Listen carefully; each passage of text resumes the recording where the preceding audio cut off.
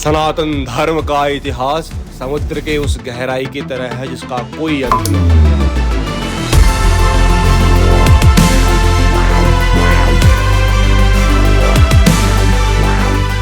इसी गहराई का पता करने मैं जा पहुंचा दिल्ली से सौराष्ट्र।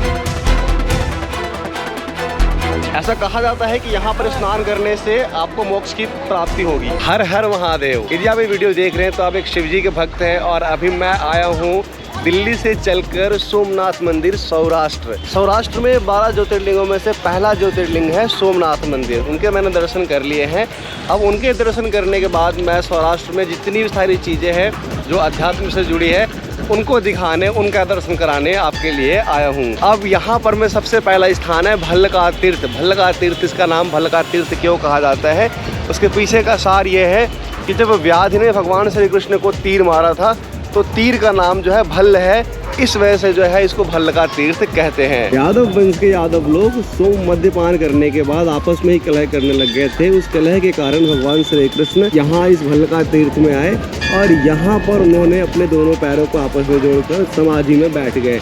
समाधि में बैठने के बाद जो व्याध था जरा नामक व्याध ने भगवान श्री कृष्ण को मृग समझ के तीर मारा, किंतु जब वह अपने शिकार के पास आया तो वो मृग नहीं था, अपितु एक इंसान था और उस इंसान से जो है वो बहुत ही पुरुषोत्तम नजर आ रहे थे।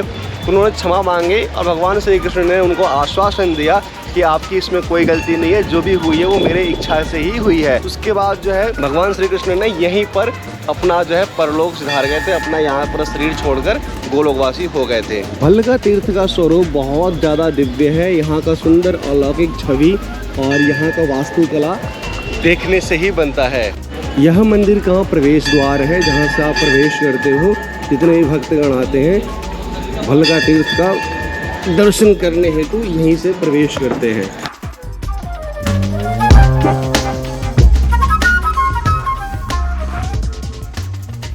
यदि आप सौराष्ट्र सोमनाथ ज्योतिर्लिंग के दर्शन करने के लिए आते हो तो आपको भल्लका तीर्थ का दर्शन अवश्य करना चाहिए और यहाँ पर आने के बाद आप इसके महात्म्य को जान सकोगे।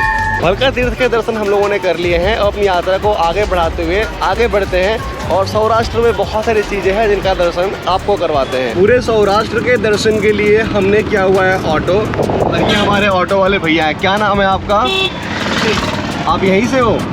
लोकल? ओके।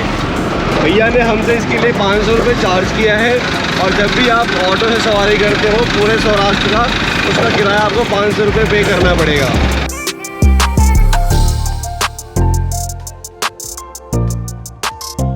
तो गाइस भल्लका तीर्थ के दर्शन के बाद आए हैं बाणगंगा के दर्शन करने के लिए। तो गाइस यहाँ पर जो शिवलिंग है वो है 5 के 5 और ये है बाणगंगा। बाणगंगा इस जगह को इसलिए कहते हैं क्योंकि यहीं से जरा नामक व्याध ने भगवान श्री कृष्ण को तीर मारा था। और जब यहाँ पर मैं लाल कपड़े में गया था क्योंकि मैंने अभी लाल कपड़ा धारण किया हुआ है और शिव जी को मैं गया था दूध चढ़ाने, तो उस समय पर हुआ है कि जो लहरें हैं बहुत तेज़ी से जो है तरंगे लेने लग गई और यहाँ पर एक छोटी बच्ची थी वो मुझे ऐसा कह रही थी कि आप लाल कपड़ा पहन के गए थे, इस वजह से ऐसा जो है हो रहा था। तो लाल कपड़ा पहन के आपको समुद्र में नहीं जाना है, तो समुद्र की तरंगे बहुत ज़्यादा हाई लेवल की जाती है।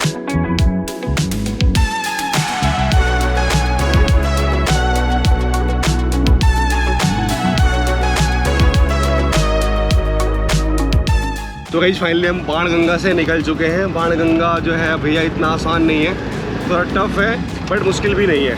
अब भैया आप कहाँ चल रहे भैया? हम सीता मंदिर। तो गाइस मंदिर में जाकर हम आए हैं त्रिवेणी संगम पे, जहाँ पर हिरण, कपिला और सरस्वती नामक नदियाँ आपस में मिलती हैं। ये है उसका मुख्य द्वार। यहाँ पर लिखा भी है हिरण, कपिला, सरस्वती त्रिवेणी महासंगम। और यहाँ पर जितने भी लोग सौराष्ट्र में आते हैं त्रिवेणी संगम को देखने, उनके दर्शन करने जरूर आते हैं। ले जाओ भैया, मछली के लिए, कबूतर के लिए ले जाओ। आंटी जो है मछली के लिए आटा बेच रही है और कबूतर के लिए दाना। किस चीज़ का दाना है ये ज्वार है, ज्वार है ये। तो यदि आप मछली को खिलाना चाहते हैं तो यहाँ से आप आटा और उसका ज्वार के दाने ले सकते हो। तो भाई यहाँ से हम कर चुके हैं एंटर।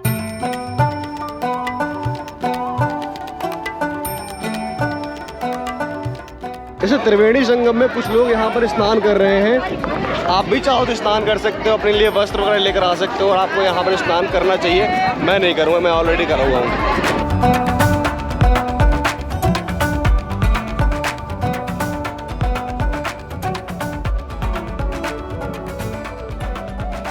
ऐसा कहा जाता है कि यहाँ पर स्नान करने से आपको मोक्ष की प्राप्ति होगी। यदि आपको नाव में चढ़ना पसंद है, बोटिंग करना चाहते हो, तो यहाँ पर नाव की सुविधा भी उपलब्ध है। आप यहाँ से बोटिंग भी कर सकते हो।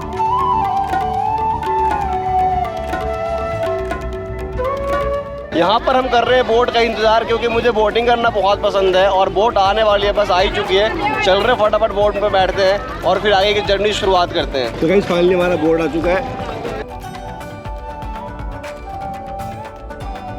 गाइस प्रकृति का खेल देखो, सामने हमारे नदी है और दूर दराज में समुद्र बह रही है, लेकिन नदी की पानी बिल्कुल शांत है और समुद्र की लहरें तूफान ले रही है। तो गाइस हमारी मोटर बोट चल चुकी है, ये देखो। गाइस यहाँ पर हो रहा है त्रिवेणी संगम। यहाँ पर हिरण, कपिला और सरस्वती मिल रही है आपस में। सामने पूर्व साइड से 2 नदी आता है, सरस्वती कपिला, 2 नदी साथ में आ रही है। यहाँ से हिरण नदी आ रहा है, हिरण, कपिला, सरस्वती 3 नदी का संगम है। फिर ये पानी सामने समुद्र है, उसमें मिल जाता है। बीच में बांध बना हुआ है, पानी तीन नदी का मिक्स और मीठा पानी रहता है इसलिए। और ये जगह है, वहाँ पे सभी कर्मकांड होता है, जैसे गया में होता है, मातृसात, पितृसात, अस्थि विसर्जन, पिंडदान। और ये मोरारी बापू का आश्रम है, जो रामकथा बोलते हैं उसका। ये वो जगह है जहाँ पर तीनों नदियाँ आपस में मिलती है। सामने से कपिला आ रही है, इधर से हिरण आ रही है, बीच में सरस्वती है और बाद में जाकर वो समुद्र में मिल जाती है। ये जो आश्रम है वो है मोरारी जी बापू का, जो कि रामकथा करते हैं और बहुत ज़्यादा प्रसिद्ध है। सो गाइस फाइनली हमारी बोटिंग वाली जर्नी अभी आगे होती है समाप्त। हमने देख लिया अभी तीनों का संगम। अब मोरारी जी का जो है आश्रम भी, अब चल रहे हैं आगे की तरफ प्रस्थान करने और आगे देखेंगे अपनी जर्नी। सो गाइस अपने सौराष्ट्र की जर्नी में हम एक ऐड करते हैं और कामनाथ महादेव मंदिर। यह है गुरु कृपा भवन। यहाँ पर भिन्न भिन्न तरह के महादेव है, भिन्न भिन्न प्रकार के, और बहुत ही अच्छे तरीके से मंदिरों को सजाया गया है। बहुत ही अच्छे तरीके से मंदिरों का निर्माण किया गया है। यह कामनाथ मंदिर आदि गुरु शंकराचार्य जी द्वारा प्रतिष्ठापित है और इसके बारे में विशेषतः जो मूलतः चीज़ें चल रही गुफा में, वहाँ पर ज़्यादा पता लग पाएगा। यह है आदि गुरु शंकराचार्य जी, जो संस्कृत के बहुत बड़े विद्वान थे। मंदिर के अंदर आपको बैग वगैरह देखने को मिल जाता है, जो आपको परचेज करना तो आप यहाँ से कर सकते हो। भिन्न भिन्न तरह के यहाँ पर बैग हैं। यह है लक्ष्मी माता का मंदिर, यह है सरस्वती माता जी उनका मंदिर। यहाँ पर पूरे 12 ज्योतिर्लिंगों का दर्शन आप कर सकते हो एक साथ। बैजनाथ, भीमशंकर, रामेश्वरम, नागेश्वरम, विश्वनाथ, त्र्यंबकेश्वर, केदारनाथ। तो ये मंदिर जो है बहुत ही अच्छा है। मतलब अभी तक तो मुझे लग रहा था कि वो सिर्फ मंदिर है, किंतु यहाँ पर बहुत अच्छी अच्छी चीज़ें जो है संग्रहित करके रखी गई है। और इस मंदिर में आने से आपको पूरे के पूरे ज्योतिर्लिंगों का दर्शन हो जाता है। 12 ज्योतिर्लिंग है पूरे भारत में। सो गाइस ये है गुफा, और गुफा में हमने कर लिया है प्रवेश। अब गुफा में प्रवेश करने के बाद हमें पता लगेगा कि यहाँ पर और क्या क्या चीज़ें हैं। ये यहाँ पर लिखा है गुफा की तरफ, और भैया गुफा जो है बड़ी छोटी सी लग रही है।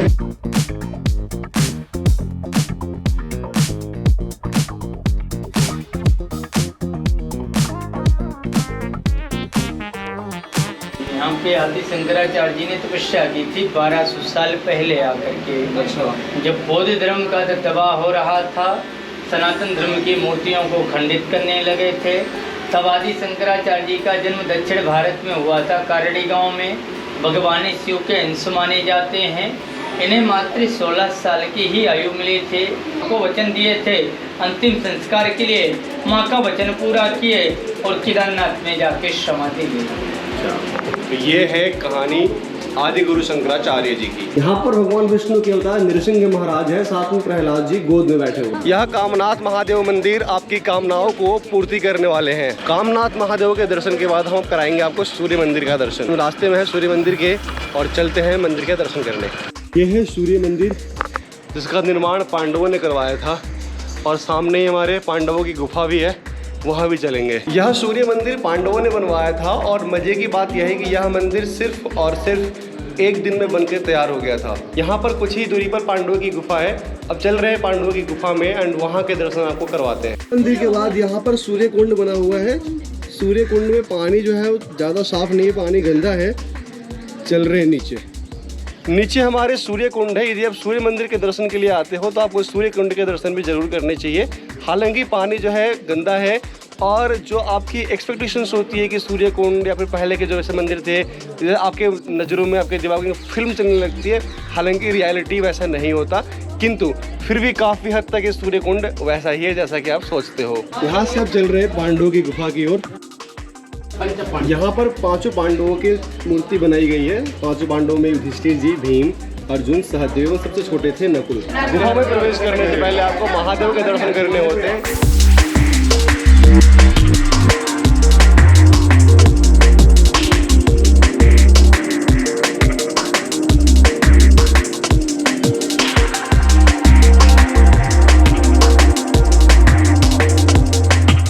सो गाइस, गणपति जी के दर्शन के बाद पांडवों की गुफा में प्रवेश करने जा रहे हैं। आ जाओ।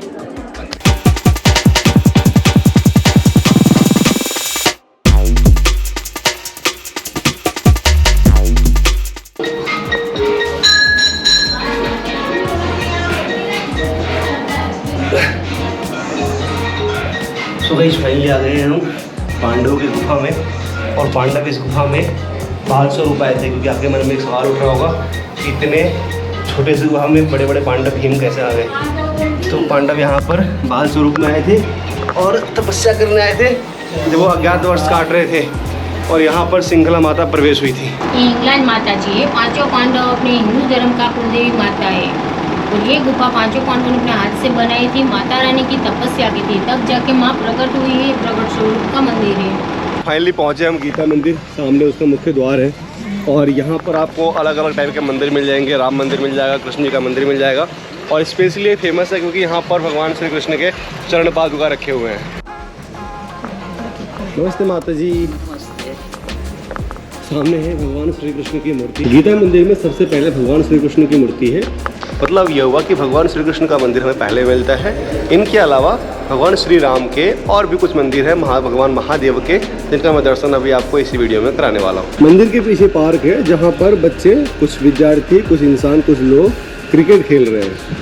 पूरे मंदिर परिसर में मंदिर के जो स्तंभ है, यहाँ पर गीता के श्लोकों का वर्णन है। गीता के श्लोक लिखे गए हैं। आपको पता है गीता में 18 अध्याय है, और 18 के 18 अध्यायों का वर्णन यहाँ पर किया गया है। इसमें एक श्लोक ऐसा है, नान्यम गुणेभ्यः कर्तारं यदा दृष्टानुपश्यति गुणेभ्यश्च परम वेति तद्भावं स्वधिगच्छति।